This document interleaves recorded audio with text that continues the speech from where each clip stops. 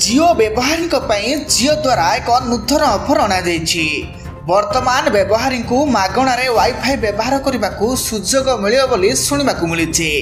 आपण मध्य एही खबर शुणी आश्चर्य होइथिबे निश्चय।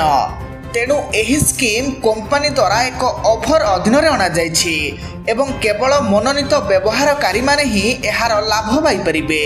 जदि आपण निज घर किंबा ऑफिस रे वाईफाई संजोग करने को चिंता करूछंती तेबे आपण एहा पई आवेदन करि परिबे। पूर्वरु बीएसएनएल द्वारा मध्य समान किछि ऑफर अना जाइतिला।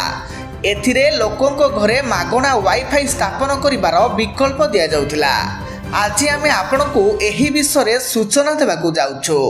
आमे आपनको एहा मध्य कहिबू जे आपण एही ऑफर किभଳି भाबे लाभ उठै पारिबे, कारण एथिरे उपलब्ध समस्त ऑफर बेस आश्चर्यजनक रहिछि।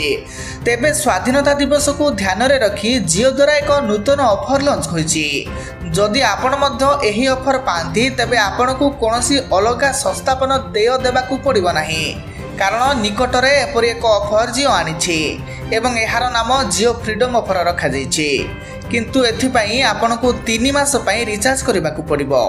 2121 टंका क्रय योजना रे एही ऑफर आपनको मिलि परिबो।